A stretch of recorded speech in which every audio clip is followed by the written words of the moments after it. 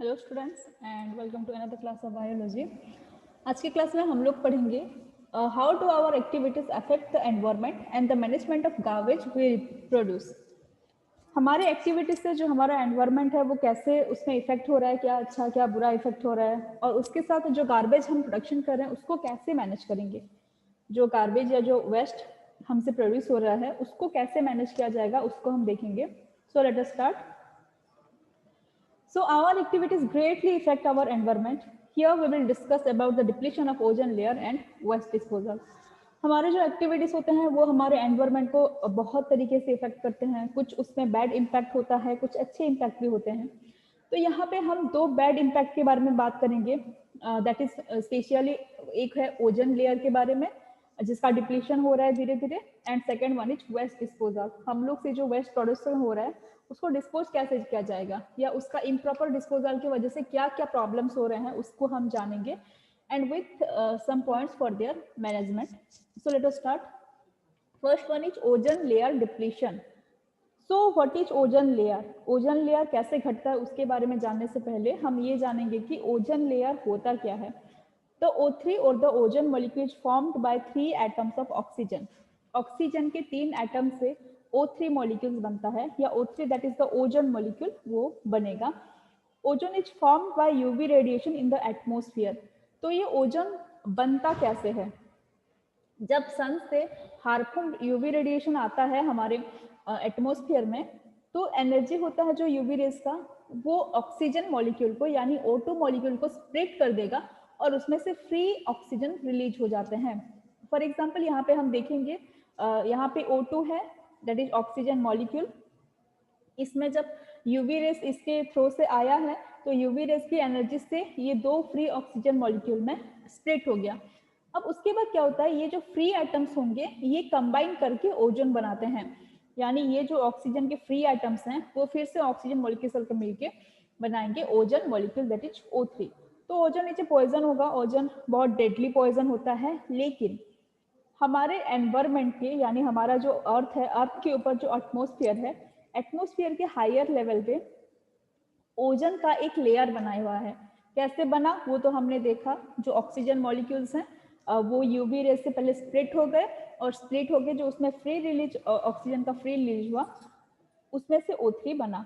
तो ये जो ओजन का लेयर है जो हमारे एटमॉस्फेयर के हायर लेवल में है, ये एक शील्ड बनाते हैं, यानी ये हमारे अर्थ के सरफेस को कवर कर देंगे।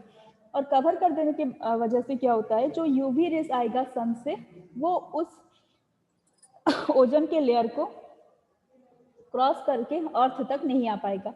तो अभी जो यूवी रेस हुआ वो अर्थ तक नहीं आ पाया, जिस वजह से कि ये जो यूवी रेस होंगे वो हमारे ऑर्गेनिजम्स के लिए हाईली डैमेज करते हैं, उससे हमको प्रिवेंशन हो पाएगा।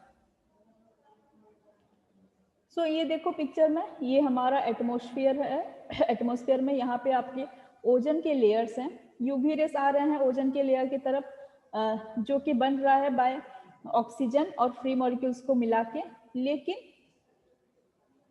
हमारे कुछ ऐसे एक्टिविटीज होते हैं जो कि ओजोन लेयर को डिप्लीशन कर रहे हैं। क्या है वो activities? The amount of ozone is depleted in the atmosphere due to a synthetic chemical called chlorofluorocarbon which is a refrigerant and fire extinguisher. एक केमिकल है that is a synthetic chemical जिसका नाम है क्लोरोफ्लोरोकार्बन। ये ओजन के layer को damage करता है। तो ये क्लोरोफ्लोरोकार्बन मिलेगा कहाँ पे? ये रेफ्रिजरेट्स में यूज होता है एंड फायर एक्सटिंग्विशर में यूज होता है। तो आजकल जो रेफ्रिजरेंट्स को बहुत ज़्यादा यूज किया जा रहा है उस वजह से CFS यानी क्लोरोफ्लोरोकार्बन रिलीज हो रहा है, और यही क्लोरोफ्लोरोकार्बन ओजन लेयर को डिस्ट्रक्शन करने का काम कर रहा है। तो इसको हम मैनेज कैसे करेंगे? Now by United Nations environment programme एक एग्रीमेंट बना गया है जिससे कि CFC प्रोडक्शन को फ्रीज कर दिया गया है। तो यहाँ पे अभी क्या किया गया है कि नाउ दो जो कंपनीज वगैरह रेफ्रिजरेटर्स बना रहे हैं उनको CFC फ्री रेफ्रिजरेटर्स बनाने के लिए मैंडेटरी किया गया है, यानी अभी जो फ्रिज बनेगा वो CFC फ्री रहेगा, यानी उसमें क्लोरोफ्लोरोकार्बन नहीं रहेगा। तो due to the CFC free refrigerators हमारा जो ओजन लेयर है उसको हम प्रोटेक्ट कर सकते हैं। Now come to next, the management of garbage we produce. ये तो हमने जाना कि कैसे हम ओजोन के लेयर को सेव करेंगे। अभी हम देखेंगे कि जो गार्बेज प्रोडक्शन होता है उसको हमें कैसे मैनेज करना है, यानी उसको कैसे उसके बैड इम्पैक्ट से हमको हमारे एनवायरनमेंट को सेव करना है। So in our daily life we come across two types of substances, यानी जो गार्बेज सब्सटेंसेस होगा वो हम दो तरह के देखने को पाएंगे। First is biodegradable and another is non biodegradable. जो पहला वाला है वो है बायोडिग्रेडेबल और जो दूसरा वाला है वो है नॉन बायोडिग्रेडेबल। तो ये बायोडिग्रेडेबल एंड नॉन बायोडिग्रेडेबल ये होता क्या है? The biodegradable are those substances which can be broken down or digested by our body enzymes and also by bacteria and saprophytes. तो हम जानेंगे कैसे कि बायोडिग्रेडेबल होगा क्या? ये वो सब्सटेंसेस है जिसको हमारे बॉडी के एंजाइम्स डाइजेस्ट कर पाएंगे। फॉर एग्जांपल हम जो भी प्रोटीन खा रहे हैं, फैट खा रहे हैं, ये इसको हमारे बॉडी के जो एंजाइम्स हैं या जो कार्बोहाइड्रेट है जो हम खा रहे हैं इसको हमारे बॉडी के एंजाइम्स डाइजेस्ट कर पाएंगे। फ्रूट, वेजिटेबल्स, इन सारे चीज़ों को हमारी बॉडी डाइजेस्ट कर पाती है क्योंकि हमारे बॉडी के अंदर वो एंजाइम्स हैं जो उसको डाइजेस्ट करने के लिए कैपेबल होते हैं। एंड ऑल्सो हमारे एनवायरमेंट में जो डिकम्पोजर का काम करते हैं like bacteria, saprophytes, they can also broken down this substances. वो भी इस सब्सटेंस को वो ब्रेक करके उसको वो वापस से मिट्टी में मिलाने के लिए कैपेबल है, यानी वो वापस में एनवायरमेंट को बैक हो जाएगा। Those are biodegradable. So thus the biodegradable substances can be broken down by the biological process. They are said to be biodegradable.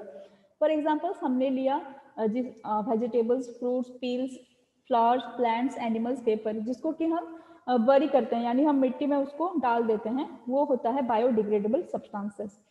Now the biodegradable substances they do not harm our environment as they are taken back by our environment. ये biodegradable substances हमारे environment को harm नहीं करेगा। क्यों? क्योंकि वो उसको environment वापस ले रहा है। यानी अगर हम मिट्टी में ये जो सब्जी का छिलका या फूल, पौधा, प्लांट, एनिमल को बरी कर देंगे तो उसमें से जो होगा वो फर्टिलाइजर में कन्वर्ट हो जाएगा, नेचुरल फर्टिलाइजर में, और वो जाम होके नहीं रहेगा एनवायरनमेंट में। इसीलिए they are not doing any harm to our environment. अगर हम बात करेंगे नॉन बायोडिग्रेडेबल की, these are substances that are not broken down so they persist in our environment for a long time. जो नॉन बायोडिग्रेडेबल होते हैं उनको हमारे एंजाइम्स डाइजेस्ट नहीं कर सकते या ये लोग टूटेंगे नहीं आसानी से, या जो हमारे बैक्टीरिया से सैप्रोफाइट्स हैं वो भी उसको तोड़ नहीं सकते हैं, उसको डिस्ट्रॉय नहीं कर सकते हैं। और इस तरीके से ये जो चीज़ें होती हैं ये हमारे एनवायरनमेंट में एक लंबे टाइम के लिए पड़ा रहेगा और लंबे टाइम के लिए पड़ा रहेगा और वो ज़्यादा से ज़्यादा जाम होते रहेगा। और इसका हार्मफुल इफेक्ट क्या है? एक तो ये हमारे एनवायरनमेंट को बहुत इफेक्ट करता है, उसके साथ ये हमारे इकोसिस्टम को भी हार्म करेगा। अगर हम एग्जांपल लेंगे कि प्लास्टिक, आजकल समंदर में जितना ज़्यादा प्लास्टिक की बोतल्स, प्लास्टिक के नेट्स ये सब पाए जाते हैं वो हमारे जो फिश होंगे या जो हमारे स्पीसीज हैं जो पाए जा रहे हैं हमारे सी में उनको डैमेज कर रहे हैं, उनको मार दे रहे हैं। आजकल देखा जाता है बहुत सारे व्हेल के पेट में, वो जो शार्क के पेट में लार्ज प्लास्टिक की बोतल्स पाई जाती हैं जो कि उनके डेथ का कॉज होता है। इस तरीके से हमारा इकोसिस्टम जो है वो डैमेज हो रहा है, इकोसिस्टम हमारा उससे हार्म हो रहा है। अगर हम बात करें केमिकल फर्टिलाइजर्स की, केमिकल फर्टिलाइजर्स ये भी नॉन बायोडिग्रेडेबल हैं। ये भी जाके हमारे जो वेजिटेबल फ्रूट्स होते हैं उनको एक तो डैमेज कर रहे हैं और उस फ्रूट्स वेजिटेबल्स को जब हम खा रहे हैं तो हमारे पेट में आके ये हमको हार्म पहुंचा रहे हैं। और अगर हम बात करें कि केमिकल फर्टिलाइजर्स की जो कि पानी के थ्रू से बह के आके वो पानी में मिल जाते हैं और पानी में मिलने की वजह से ये सारे फर्टिलाइजर्स जब वहाँ पे जो फिश होंगे या जो एक्वाटिक एनिमल्स हैं उनके बॉडी में जा रहे हैं उस इकोसिस्टम को भी ये हार्म कर रहा है। तो इस वजह से जो नॉन बायोडिग्रेडेबल होता है वो हमारे लिए बहुत हार्मफुल होता है। ये सब्सटेंस इनर्ट हो गए और एनवायरनमेंट में बहुत लंबे टाइम के लिए रहते हैं।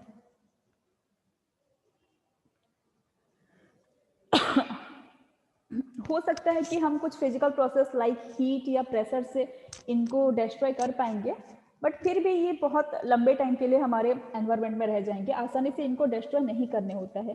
तो इसमें क्या होगा, हम इस प्रॉब्लम से कैसे निजात पाएंगे?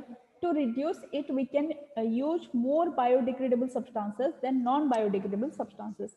यहाँ पे हम एक चीज कर सकते हैं कि जो बायोडिग्रेडेबल सब्सटेंसेस होगा उसके यूज को हम कम कर देंगे, सॉरी, जो नॉन बायोडिग्रेडेबल सब्सटेंसेस होगा उसके यूज को हम कम कर देंगे और जो बायोडिग्रेडेबल हैं उनके यूज को हम बढ़ा देंगे। फॉर एग्जांपल आप लोग देखे होंगे जब हम ट्रेन्स वगैरह में जाते हैं तो वहाँ पे प्लास्टिक का कप पहले यूज होता था, तो आप प्लास्टिक के कप्स को हटा के पेपर के कप या कुल्हड़, कुल्हड़ होता है मिट्टी का, मतलब मिट्टी से बनता है, वो मिट्टी का कप शेप का होता है, उसको हम यूज कर सकते हैं। तो इस वजह से क्या होता है, पेपर भी बायोडिग्रेडेबल है, तो इस वजह से पेपर का कप या कुल्हड़ यूज करने की वजह से प्लास्टिक के कप्स का यूज कम जाएगा। अगर हम बात करेंगे फर्टिलाइजर्स की, तो केमिकल फर्टिलाइजर से अच्छा है नेचुरल फर्टिलाइजर को यूज करना, वो हमारे एनवायरनमेंट के लिए सुइटेबल होता है। अगर हम शॉपिंग के लिए जा रहे हैं तो उससे अच्छा रहेगा कि वहाँ से एक्स्ट्रा पॉलीथीन लाने से अच्छा है कि हम घर से कुछ पॉलीथीन्स लेके जाएं या घर से हम कोई कैरिंग क्लॉथ बैग लेके जाएं। बेस्ट ऑप्शन है क्लॉथ बैग्स यूज करना इंस्टेड ऑफ पॉलीथीन। तो ये सब कुछ ऐसे प्रोसीजर्स हैं जिसको हम ले सकते हैं या कुछ ऐसे स्टेप्स हैं जिसको हम ले सकते हैं हमारे गार्बेज को मैनेज करने के लिए। So that's all about garbage management and thank you students.